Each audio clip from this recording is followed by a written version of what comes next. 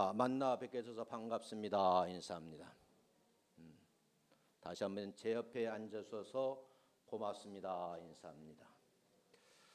오늘은요, 주보에 미리 공지해드린 대로 한세대학교에서 구약학을 가르치시는 차준희 목사님을 모시고 은혜의 말씀을 함께 나누겠습니다. 주보에 자세하게 소개해놨으니까 참고하시고요. 또 오랜만에 오셨으니까 시간을 많이 드리는 게 여러분 유익이 될 것 같아서 빨리빨리 진행하도록 그렇게 하겠습니다. 우리 목사님 나오실 때 할렐루야 인사하겠습니다. 할렐루야.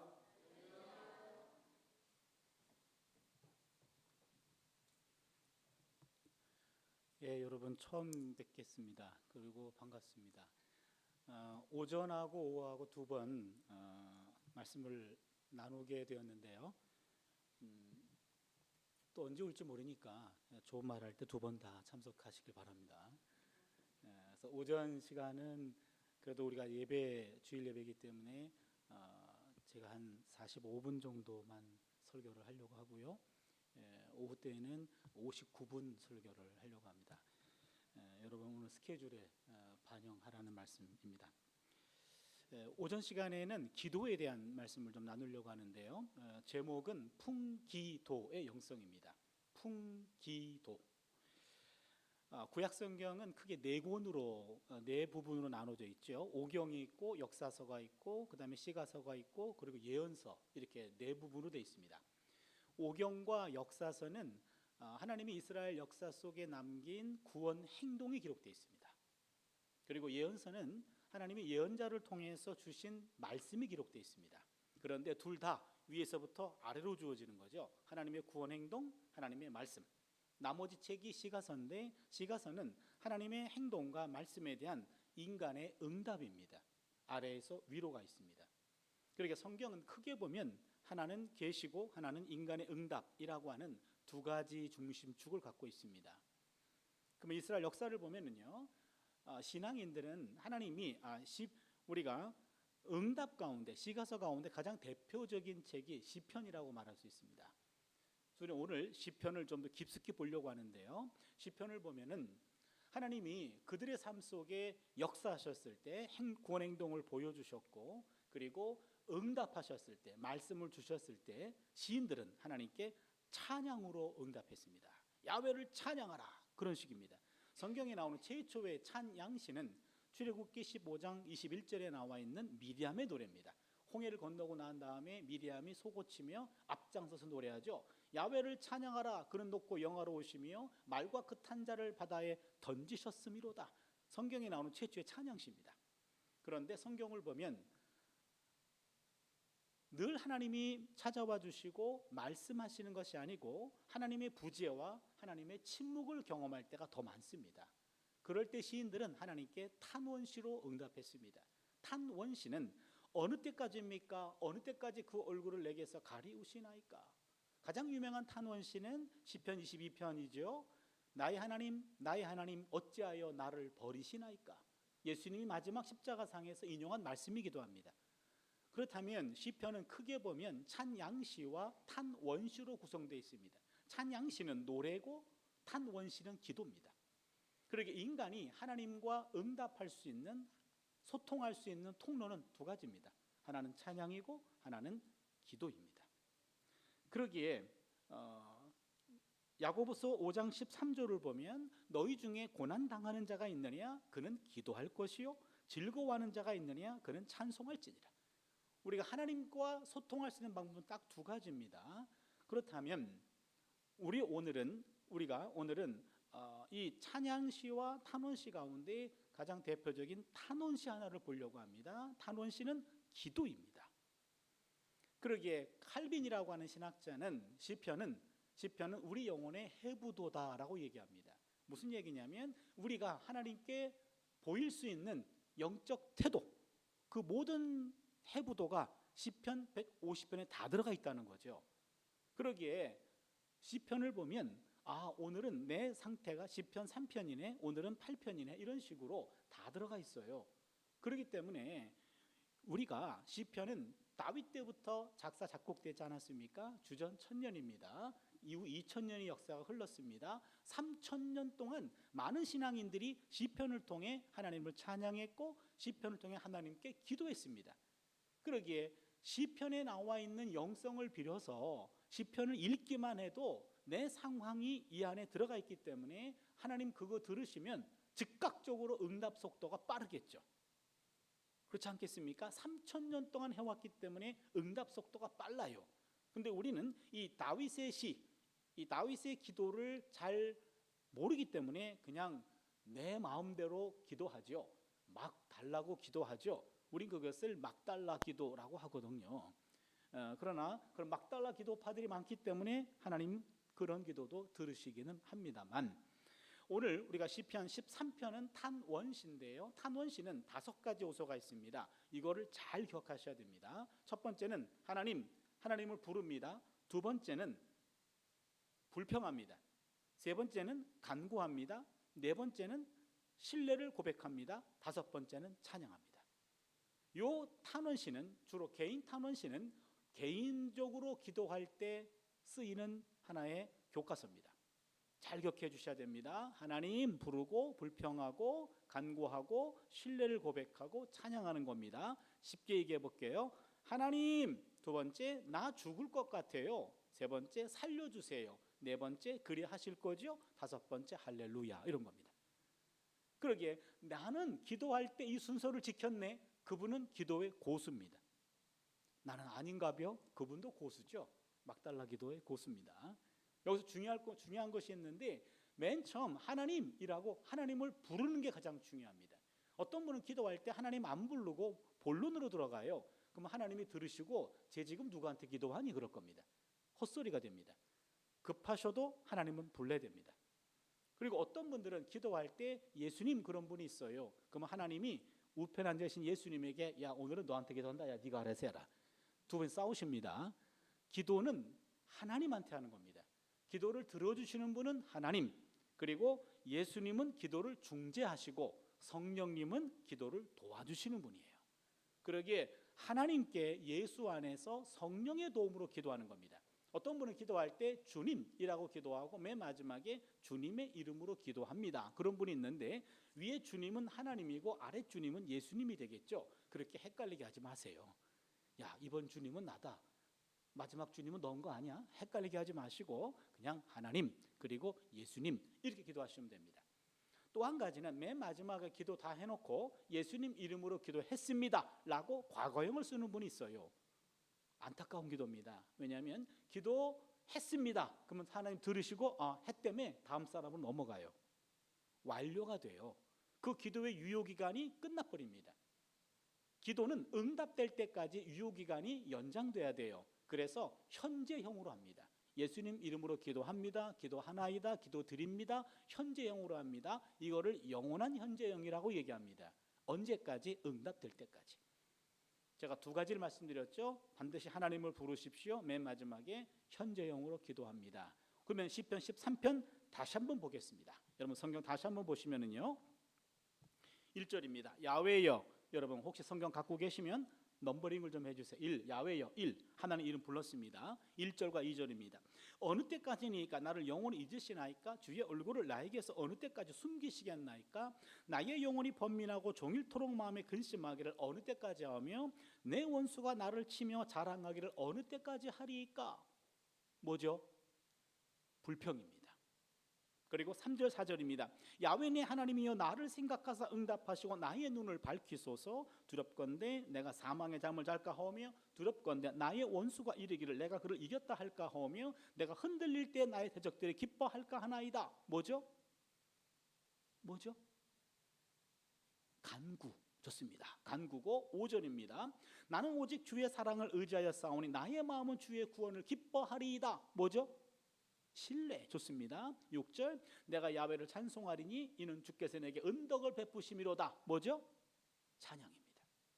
그러면요 야훼여 이름 불렀고 그 다음에 어느 때까지입니까? 불평했고 3절 보시면은요 응답하시고 간구했고 그 다음에 5절 보시면 나는 오직 주의 사랑을 의지하여 싸우니 신뢰를 고백했고 6절에 야훼를 찬송하리니. 바로 시편 13편은요 개인 탄원시의 완벽한 교과서입니다. 하나님 부르고 불평하고 간구하고 신뢰하고 찬양을 고백하는 것, 바로 다윗의 기도입니다. 우린 여기서 세 가지 메시지를 함께 나눠보려고 합니다. 첫 번째 메시지입니다. 불평 기도인데, 불평에도 들어주는 불평이 있고 금지된 불평이 있습니다. 시편 13편의 시인은 하나님이 부재하신 것을 경험하고 하나님께 나옵니다. 야훼 어느 때까지입니까? 나를 영원히 잊으시나이까? 주의 얼굴을 나에게서 어느 때까지 숨기시겠나이까? 나의 영혼이 번민하고 종일토록 마음에 근심하기를 어느 때까지 하며 내 원수가 나를 치며 자랑하기를 어느 때까지 해야 됩니까? 라고 하나님 앞에 나와서 불평합니다. 이스라엘 역사 속에서 가장 불평이 많았던 시절이 있습니다. 광야 시절입니다. 홍해를 건넜죠. 40년 광야를 보내는 동안 얼마나 불평이 많았는지 그 광야 시절을 보여주는 것이 출애굽기와 민수기 아닙니까? 그래서 우리 구약학에서는요, 출애굽기와 민수기에 나타난 불평 주제에 관한 연구도 있어요. 불평이 얼마나 많았는지 이거를 깊숙이 연구해 봤더니 우리가 불평 패턴을 찾아냈습니다. 첫 번째는 출애굽기 불평 패턴이 나와 있고, 두 번째는 민수기 불평 패턴이에요. 조금씩 달라요. 출애굽기는요, 첫 번째 백성들이 불평합니다. 그럼 두 번째 하나님이 모세가 바로 즉각적으로 중보합니다. 그러면 세 번째 하나님이 즉각적으로 해결해 주십니다. 이게 출애굽기 불평 패턴입니다. 두 번째 민수기 불평 패턴은 불평합니다. 두 번째 하나님이 즉각적으로 심판하십니다. 세 번째 그때 모세가 중보합니다. 그럼 네 번째 심판이 중지됩니다. 이게 달라요. 그러면 한번 성경을 보겠습니다. 여러분 먼저 출애굽기 15장을 좀 보겠습니다. 출애굽기 15장 22절입니다. 모세가 홍해에서 이스라엘 인도함에 그들이 나와서 수르 광야로 들어가서 거기서 사흘 길을 걸었으나 물을 얻지 못하고 마라에 이르렀더니 그곳 물이 써서 마시지 못하겠으므로 그 이름을 마라라 하였더라. 백성이 모세에게 원망하여 이르되 우리가 무엇을 마실까 하며 모세가 야훼께 부르짖었더니 야훼께서 그에게 한 나무를 가리키시니 그가 물에 던지니 물이 달게 되었더라. 거기입니다. 여러분 출애굽기 15장은 앞장 14장에서 홍해를 건넙니다. 기적을 경험했습니다. 근데 그들이 22절을 보니까 홍해를 건너고 난 다음에 그들이 수르 광야로 들어갔습니다. 사흘 길을 걸었는데 물 한 방울 먹지 못합니다. 23절을 봅니다. 마라에 이르렀습니다. 오아시스입니다. 물이 있었습니다. 마셨습니다. 다 뱉었습니다. 써서 먹을 수가 없습니다. 24절을 보니까 백성들이 모세에게 원망했습니다. 25절을 보니까 모세가 야훼께 부르짖었습니다. 그랬더니 하나님이 쓴물을 단물로 바꿔주셨습니다. 이 불평은 하나님이 들어주셨습니다.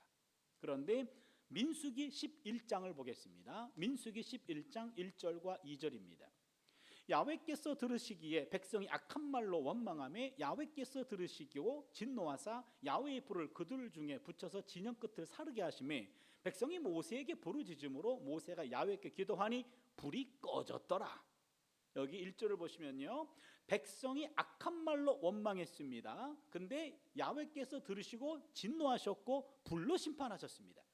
2절을 보니까 모세가 야훼께 기도했습니다. 그랬더니 불이 꺼졌습니다. 그렇다면 민수기 불평은 하나님이 듣지 않으셨습니다. 출애굽기 불평은 하나님이 들어주셨습니다. 어떤 차이가 있을까요? 출애굽기 불평은 생존과 직결된 문제로 나온 불평입니다. 여러분 아무리 생명을 건진 홍해 사건 경험해도 3일 동안 광야에서 물 한 방울 먹지 못하면 누구나 불평할 수밖에 없습니다. 생존과 직결된 문제로 나온 불평에 대해서는 하나님이 응답해 주셨습니다. 그런데 민수기 불평을 보니까 악한 말로 원망했다 그랬습니다. 욕심과 불신에서 나온 불평에 대해서는 하나님이 응답하지 않으셨습니다. 그러면은 하나 정리가 됩니다. 오늘 불평 패턴을 분석해 보니까 허용된 불평이 있고 금지된 불평이 있네요. 하나님이 들어주는 불평이 있고 들어줄 수 없는 불평이 있네요. 합당한 불평이 있고 부당한 불평이 있습니다. 생존과 직결된 문제로 나온 불평은 하나님이 들어주셨는데 욕심과 불신에서 나온 불평은 하나님이 듣지 않으셨습니다. 우리 안에 불평이 치밀어 오를 때 그 불평이 바로 생존과 직결된 불평인지 아니면 욕심과 불신에서 나온 불평인지 분별할 수 있는 그런 은혜가 있기를 바랍니다. 두 번째입니다. 불평은 사람들에게 하는 것이 아니라 하나님 앞에 풀어 놓아야 합니다. 다시 13편으로 돌아갑니다. 13편의 시인은요, 하나님 앞에 불평을 쏟아 놓는데요. 먼저 1절, 2절은 하나님의 부재에 대해서 불평했고 3절, 4절을 보면 야훼 내 하나님이여 나를 생각하사 응답하시고 나의 눈을 밝히소서. 두렵건대 내가 사망의 잠을 잘까 하오며 두렵건대 나의 원수가 이르기를 내가 그를 이겼다 할까 하오며 내가 흔들릴 때 나의 대적들이 기뻐할까 하나이다 하면서 하나님 앞에 나와가지고 불평을 쏟아 놓습니다. 여러분, 예레미야라는 예언자 아십니까? 예레미야가 결혼을 했나요? 안 했나요? 남의 가족사는 관심이 없나요? 예레미야 결혼 못했습니다. 예레미야 16장에 보면은요, 하나님 예레미야에게 결혼하지 말지니라, 자녀도 갖지 말지니라 라고 금지시켰습니다. 구약은 히브리어로 적혀 있는데 히브리어에 독신이란 글자도 없어요. 그러기에 사람이 홀로 산다라는 것은 구약 시대는 정상이 아닙니다. 누구나 다 가정을 꾸리게 돼 있는데 하나님이 예레미야의 가정사에 개입하셨고 결혼을 금지시켰습니다. 그것은 이유가 있습니다. 예레미야 때 국가가 멸망합니다. 예레미야는 국가 멸망을 예언한 사람입니다. 그러기에 국가 멸망, 유다 나라에서 가장 불행했던 시절이었기 때문에 바로 그 시대는 결혼도 없고 자녀도 없다라는 하나의 심판의 상황을 말로만 선포하지 말고 너희 삶으로 선포하라 했기에 예레미야는 억지로 결혼을 금지당합니다. 그런데 예레미야에게 주신 하나님 말씀은요, 엄청난 말씀이었습니다. 나라 망한다는 말씀입니다. 누구도 듣지 않습니다. 반기지도 않습니다. 가족도 이해 못합니다. 예레미야 친구 아나돗 사람들도 예레미야를 오해하고 죽이려고 합니다. 국가에는 지명수배자가 됩니다. 예레미야는 하나님 때문에 인생 완전히 망가졌어요. 그러기에 예레미야가 너무 괴로운 나머지 예레미야 12장 1절을 보시면은요, 야훼여 내가 주와 변론할 때에는 주께서 의로우시니이다. 그러나 내가 주께 질문하옵나니 악한 자의 길이 형통하며 반역한 자가 다 평안함은 무슨 까닭이니까? 답답한 마음에 하나님께 와가지고 불평합니다. 하나님, 맡겨주신 그 사명 감당하다 보니 너무 힘든데 적어도 그것을 막아서는, 조직적으로 나를 막아서는 해코자 하는 그런 무리들이 있는데, 아니 어떻게 그런 악한 사람들은 형통하고 반역한 사람들은 다 평안한데 나는 점점 어렵습니다. 이게 뭡니까 하나님? 이해가 안 되는 거죠. 하나님께 와가지고 불평합니다. 예레미야 15장 15절을 보니까 주를 위하여 내가 부끄러움 당하는 줄을 아시옵소서. 하나님 때문에 내가 이렇게 엄청난 수모를 당하는 것 하나님 아셔야 됩니다. 하나님께 따지고 있습니다. 예레미야 15장 18절이죠. 나의 고통이 계속하며 상처가 중하에 낫지 아니하면 어찌 됨이니까? 주께서는 내게 대하여 물이 말라서 속이는 시내 같으시리까? 이 말이요, 지금 우리말로 이렇게 아주 좋게 번역돼 가지고 이 말이 얼마큼 심각한 말인지 잘 감이 안 오는데, 여기 보시면요, 물이 말라서 속이는 시내라고 하는 말은 와디라고 말하는데요. 제가 2주 전에 우리 학생들과 함께 이스라엘을 다녀왔는데요, 이스라엘 갈 때마다 그걸 보는데 와디라고 하는 것은 자연천을 말해요. 자연이 이루어지는 시내입니다.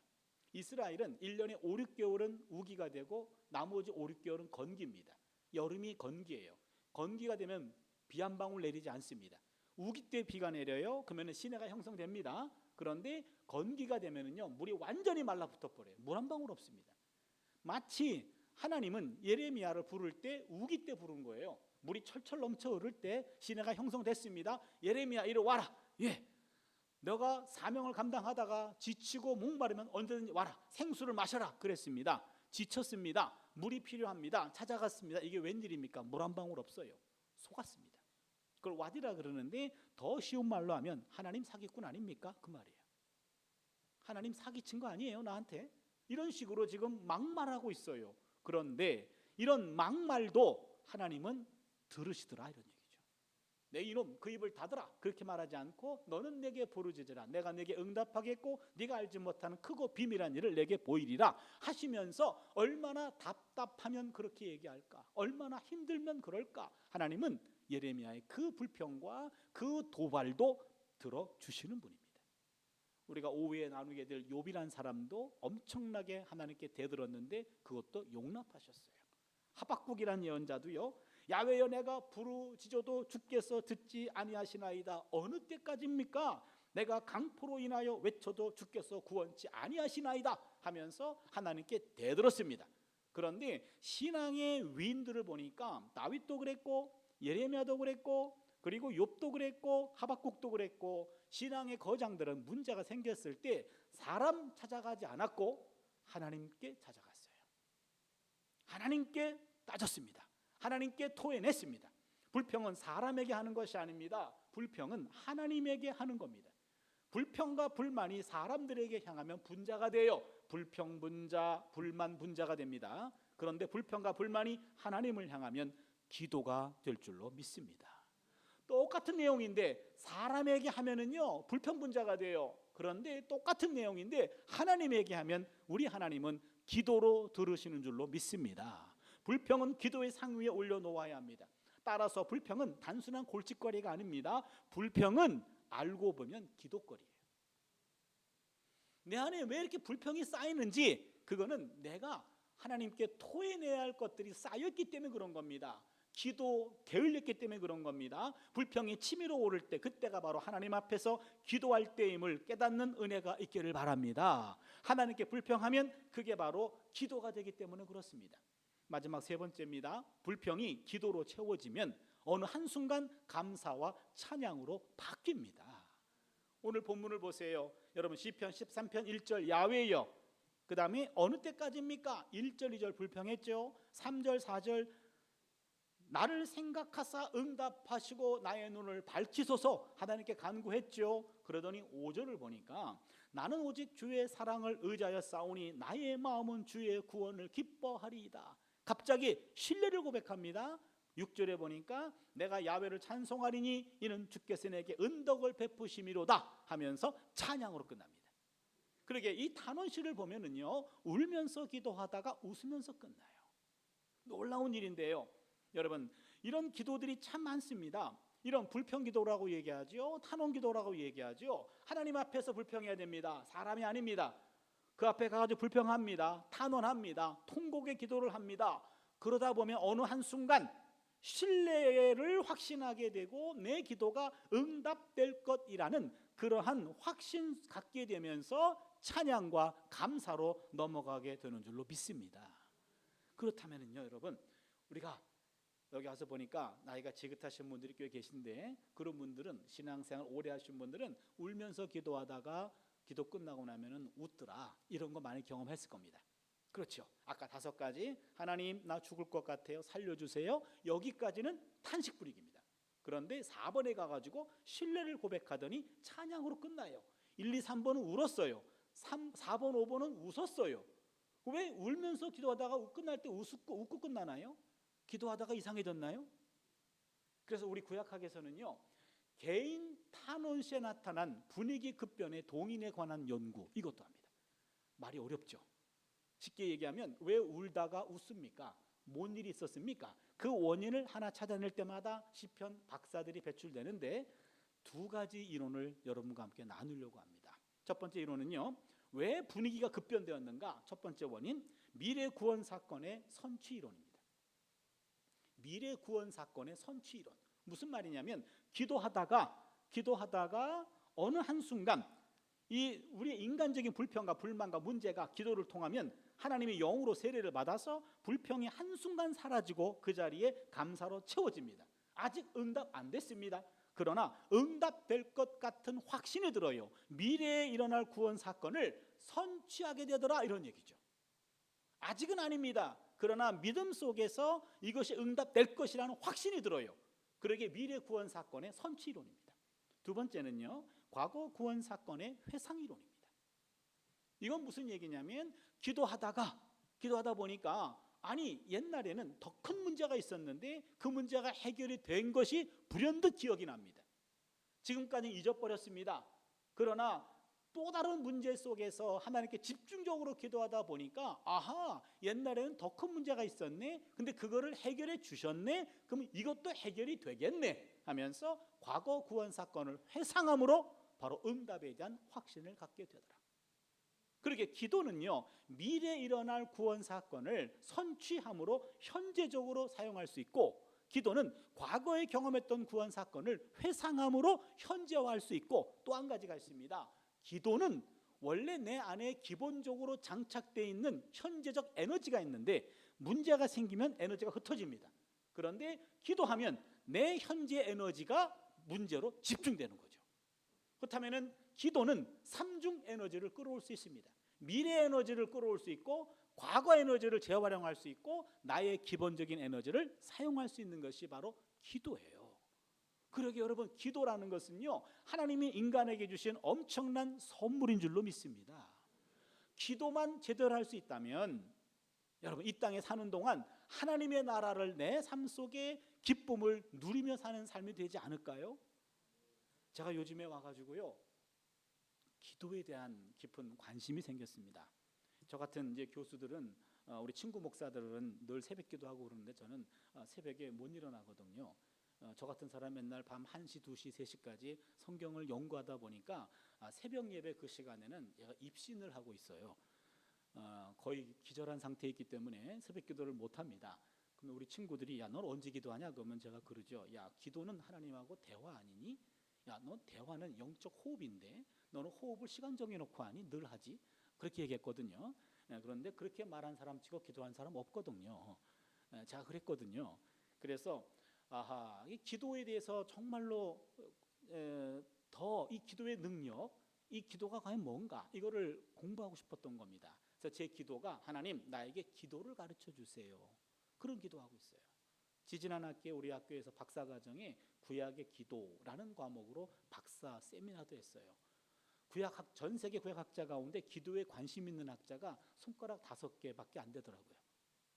이 분야 연구했다간 제가 전 세계적으로 랭킹 5 안에 들어가는 거죠.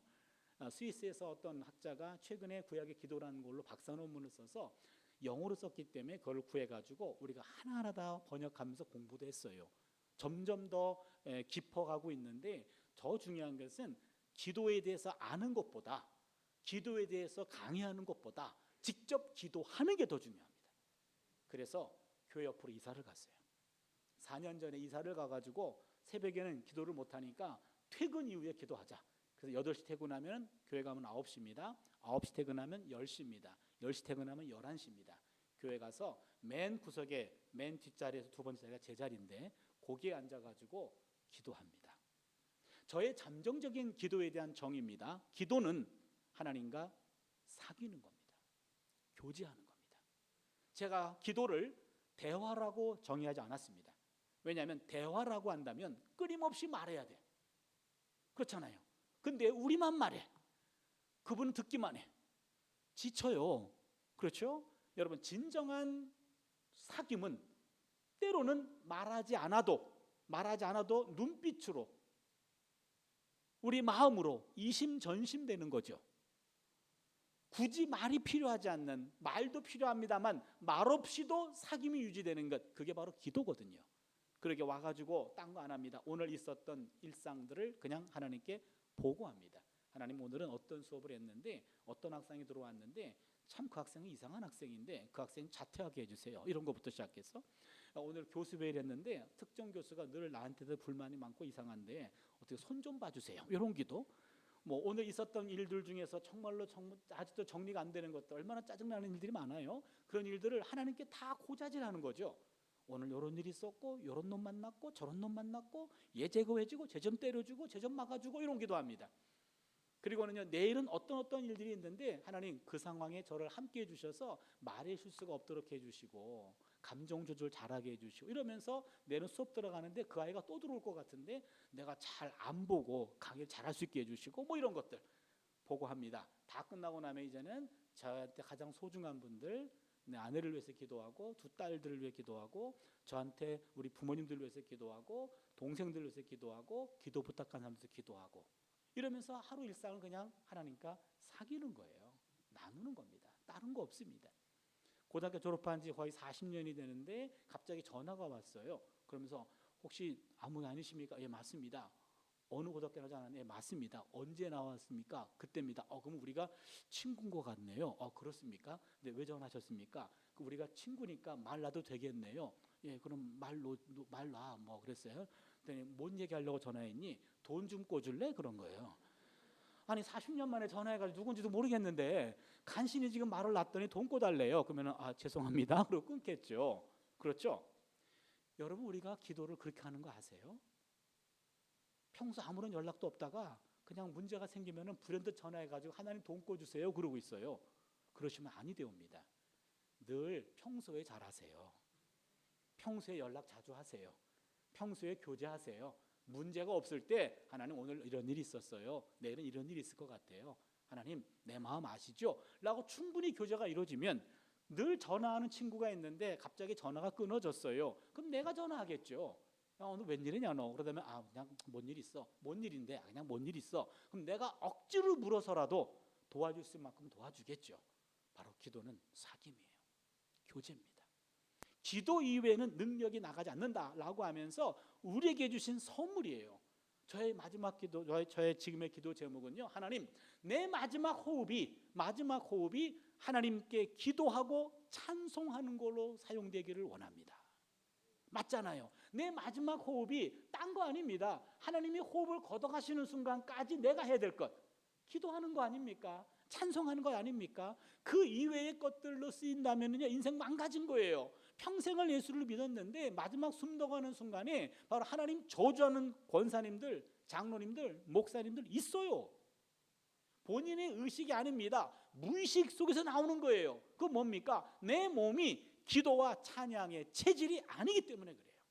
의식적으로 믿었기 때문에 그래요. 무의식적으로 내 몸으로 하나님을 고백하고 하나님과 교제하는 그런 은혜가 있기를 바랍니다. 여기까지 얘기해도 기도에 대한 이야기는 충분히 나눈 것 같은데 요즘 사람들은요 과학자들의 이야기를 더 많이 믿는 것 같아요.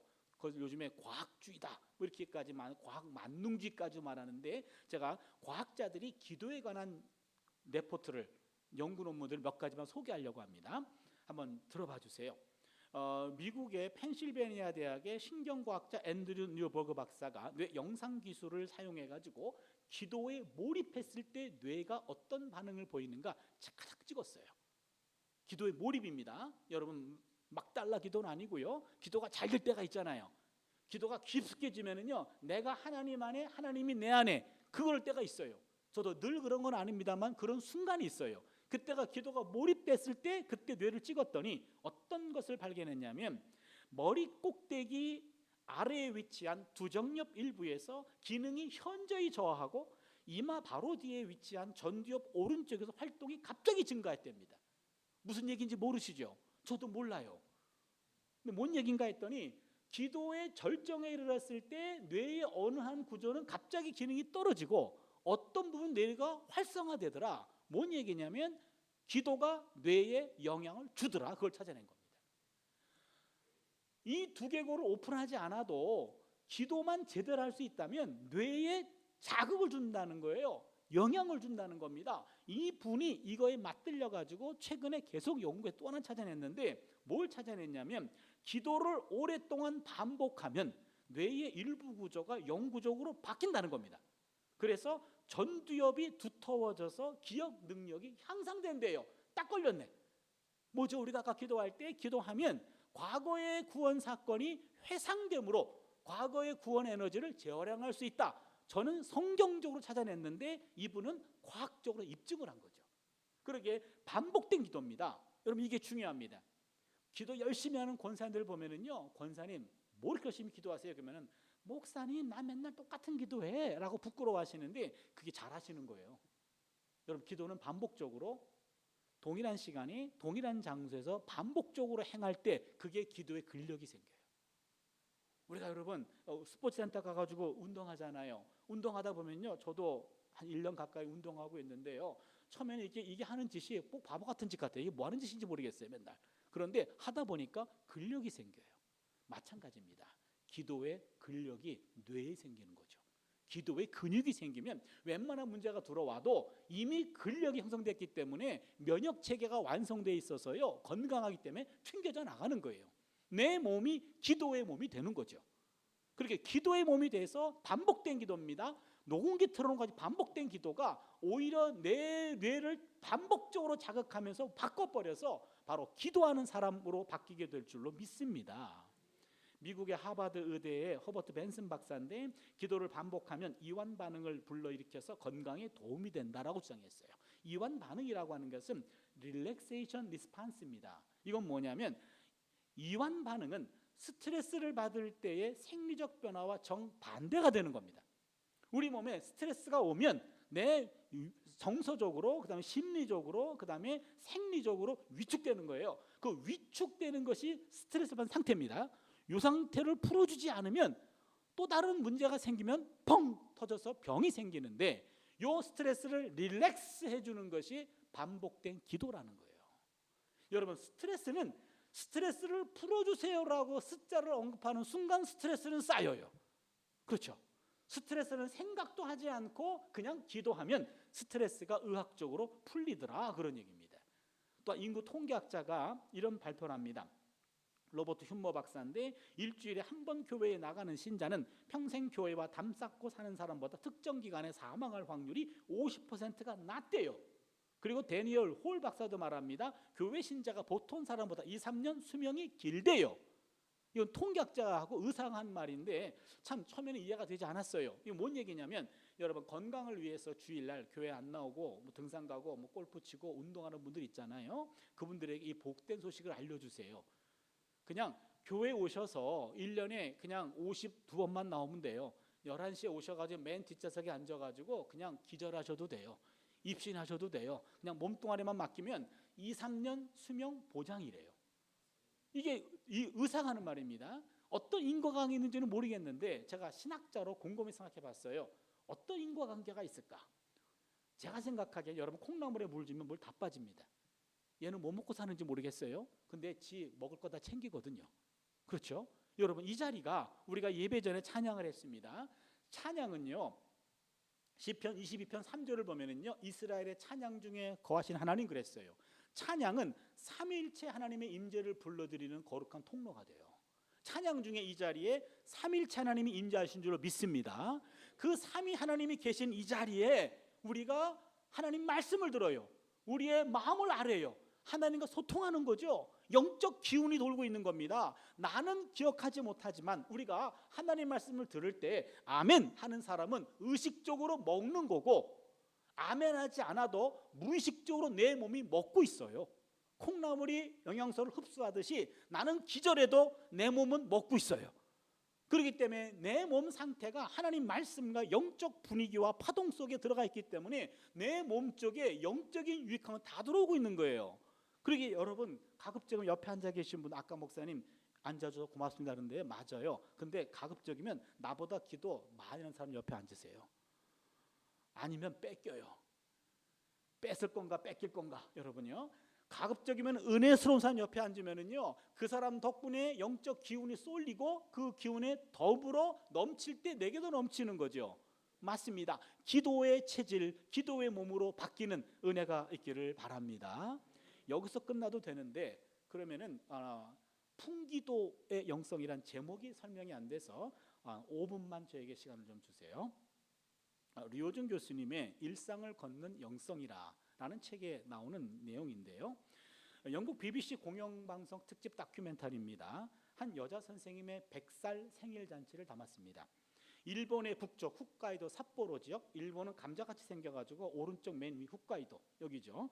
여기에 산간 지역에 조그마한 크리스찬 고등학교가 있습니다. 그 지역은 일본에서 아마 경제적으로 좀 낙후된 지역이었던 모양입니다. 경제적으로 좋지 않았기 때문에 자녀들에게도 잘 해줄 수 없는 그런 상황이었습니다. 근데 여기에는요, 크리스찬 고등학교가 있었습니다. 여기에는 특별히 여자 선생님 한 분이 계셨는데 이분은 서예 선생님입니다. 그 학교 교훈이 하나님 사랑과 이웃 사랑입니다. 학생들에게 공부만 가르쳐 준 것이 아니라 바로 붓글씨를 통해서 하나님을 사랑하고 이웃을 사랑하는 그런 인생 교육, 인성 교육을 해주는 선생님이 계셨습니다. 그렇지만 현실은 녹록지 않아서 시험에 실패해가지고 어깨를 쭉 늘어뜨린 남학생들이 많아요. 어깨를 두드려줍니다. 쓰다듬어주기도 합니다. 가정 형편이 어려워서 좌절하며 눈물을 터뜨리는 소녀들도 많아요. 그들의 눈물을 닦아주며 그들을 안아주는 그러한 마음이 따뜻한 선생님이었습니다. 선생님 은퇴하셨어요.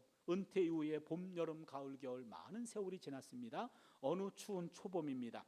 마을 사람들은 선생님을 위해서 조촐한 행사를 준비했습니다. 선생님의 100세 생일 잔치입니다. 최근에 졸업한 젊은 제자부터 옛날에 졸업한 나이 많은 제자까지 다 모였고, 동네 주민들이 다 모인 상태에서 바로 100개의 촛불을 제자들의 도움을 받아 다 껐어요. 생일 축하 노래를 불렀습니다. 처음부터 끝까지 모든 걸 촬영했던 영국 BBC 기자가 그때 인터뷰를 합니다. 선생님, 지나간 100년 동안의 세월, 참으로 기나긴 세월인데 지나간 100년 동안의 세월을 글자로 표현하신다면 어떻게 표현할 수 있습니까? 선생님이 먹을 갈았어요. 먹을 갈고 창문 너머로 웃고니 뒷산을 바라보다가 갑자기 붓을 듭니다. 그리고 세 글자를 남겼습니다. 이쯤 되면 눈치를 채야 됩니다. 세 글자는 바로 풍, 그 다음에 도기였어요. 우리 기도 오늘 말씀 제목은 풍기도인데 이 선생님은 풍자, 도자, 기자를 남겼어요.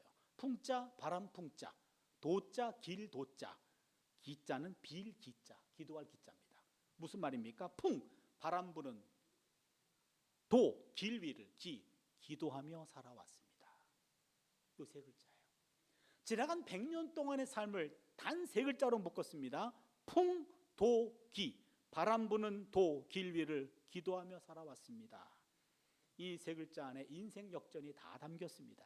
그 글자를 남기고 며칠 뒤 선생님은 세상을 떠났습니다. 자신을 가리켜 I'm just a little old lady. 난 그저 작고 초라한 늙은입니다 라고 얘기했는데 그 다큐멘터리 제목은 A little giant lady, 몸은 작았지만 영웅적인 부인이었다, 이겁니다. 여기서 끝났어요. 제가 곰곰이 생각해 봤습니다. 나는 아직 100살을 안 살았어요. 우리도 마찬가지입니다. 그렇다면 우리의 남은 삶은 100살을 사신 분이 돌아봤을 때 풍도기였다면 우리의 남은 삶은 풍기도가 아닌가. 무슨 말입니까? 풍, 바람 불 때, 기도하면 도, 길이 보이더라, 이겁니다. 풍기도입니다. 여러분, 인생에 바람 없는 사람 없습니다. 직장에 바람이 불고요, 사업에 바람이 불고요, 인간관계도 바람이 불고요, 가정에도 바람 불어요, 부부간에도 바람이 붑니다. 자녀 바람이 있어요. 또한 건강에 바람이 있습니다. 바람이 불어요. 아이고 목사님, 바람 없는 곳 좀 알려주세요. 있긴 있습니다. 한 곳이 있어요. 무덤입니다. 거기 들어가시면 바람 없습니다. 느끼지도 않아요. 우리가 살아있기 때문에 바람을 느끼는 겁니다. 그렇다면 바람 불 때 여러분, 그때 기도하면 길이 보인다. 이게 풍기도의 영성입니다. 바람 없는 사람 없거든요. 여러분, 바람 불 때 기도하면 길이 보일 줄로 믿습니다. 바람 불 때 여러분 길이 막혀버리잖아요. 그때 기도하면 막힌 길도 뚫릴 줄로 믿습니다. 바람이 불어 길이 없어집니다. 그때 기도하면 없던 길도 생길 줄로 믿습니다. 이게 바로 풍기도의 영성입니다. 다른 어떤 것보다도 우리의 남은 삶 속에 우리가 이번 집회를 통해 여러분 다른 거 다 기억 못하셔도 풍기도 요 세 글자만 기억해 주십시오. 바람 불 때 기도하면 길이 생긴다더라. 그래서 여러분 모두가 다 기도하는 영성으로, 기도하는 사람으로 남은 삶이, 내 몸이 기도의 몸으로 바뀌는 은혜가 있기를 바랍니다. 우리 함께 찬양 드리고요, 함께 기도 한번 했으면 좋겠습니다. 하나님의 사랑을 사모하는 자, 하나님의 평안을 바라보는 자, 너의 모든 것 창조하신 우리 주님이 너를 얼마나 사랑하시는지, 하나님 사랑의 눈으로 너를 어느 때나 바라보시고 하나님 인자한 귀로서 언제나 너에게 기울이시니 어두움의 밝은 빛을 비춰주시고 너의 작은 신음에도 응답하시니 너는 어느 곳에 있든지 주를 향하고 주만 바라볼지라. 함께 찬양합니다.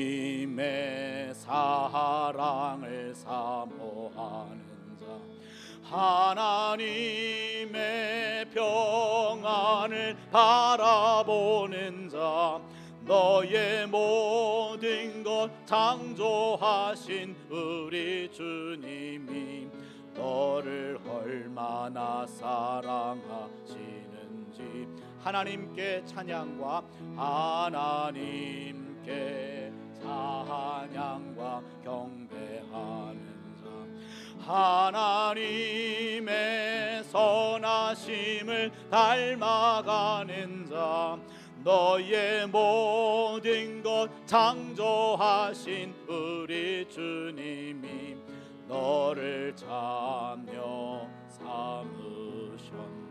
하나님 사랑의 눈으로, 하나님 사랑의 눈으로 너를 어느 바라보시고 하나님 인자한 귀로서 언제나 너에게 기울이시니 어두움에 밝은 빛을 비춰주시고 너의 작은 신음에도 응답하시니 너는 어느 곳에 있든지 주를 향하고 주만 바라볼지라. 하나님 사랑의 눈으로 하나님 사랑의 눈으로 너를 어느 때나 바라보시고 하나님 인자한 귀로서 언제나 너에게 기울이시니 어두움에 밝은 빛을 비춰주시고 너의 작은 신음에도 응답하시니 너는 어느 곳에 있든지 주를 향하고 주만 바라볼지라. 주만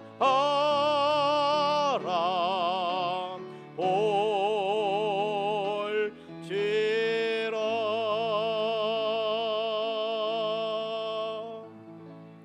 오늘 말씀을 생각하시면서요 한 1, 2분 정도만 함께 통성으로 기도했으면 합니다. 하나님, 풍기도의 영성을 나에게도 허락하여 주시옵소서.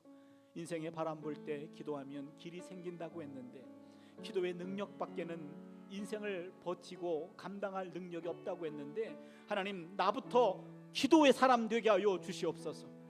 기도의 몸으로 바뀌기를 원합니다. 풍기도의 영성 살아가는 우리가 되게 하여 주시옵소서. 주여, 일창들과 함께 기도합니다. 주여, 오 하나님 아버지 감사합니다. 하나님 아버지, 특별히 이번 특별 집회를 통해 하나님 말씀 주시니 감사합니다. 시인들이 하나님과의 교제 속에서 하나님을 찬양하고 하나님께 기도하면서 인생의 어려운 파고들을 넘어갔습니다. 하나님, 이 시간에 기도합니다. 하나님 아버지, 기도의 영성이 우리에게 필요합니다. 풍기도의 영성이 필요합니다. 바람 없는 인생이 없습니다. 바람 불 때 기도하면 길이 보인다고 했습니다. 하나님, 나에게도 기도의 은혜가 필요합니다. 기도의 영성이 필요합니다. 풍기도의 영성이 필요합니다. 하나님 아버지 앞에 온전한 기도자가 되기를 간절히 바랍니다. 하나님, 기도하는 사람 되기를 원합니다. 100년 동안의 삶을 살아보는 사람이 하나님 기도를 통하여 인생을 다스려 왔는데 하나님, 우리에게도 기도가 필요합니다. 인생은 살면 살수록 의지할 것이 더 많아집니다. 하나님 앞에 무릎을 꿇게 됩니다. 우리를 불쌍히 여겨주시고 입술을 통하여 하나님을 향하게 해주시고 마음이 하나님을 향합니다. 주님만 바라보는 인생이 되게 해주셨기를 간절히 바라옵고 원합니다. 너는 내게 부르짖으라. 내가 내게 응답하겠고 내가 알지 못하는 크고 비밀한 일을 내게 보이리라고 말씀하셨습니다. 하나님 아버지, 우리에게 기도의 영을 부어주시옵소서. 성령께서 말할 수 없는 탄식을 울려 기도한다고 했습니다. 힘으로 되지 않습니다. 눈으로 되지 않습니다. 하나님의 영으로만 가능합니다. 성령께서 우리 마음을 좌정하여 주시고 우리의 마음을 만져주셔서 하나님께 기도의 사람 되게 해주셨기를 간절히 바라옵고 원합니다. 한 사람 한 사람이 기도의 사람으로 거듭나게 해주시고 우리 인생이 바뀌어지는 역사가 일어나기를 원합니다. 하나님, 역사하여 주시고 인도하여 주시고 붙잡아 주시옵소서.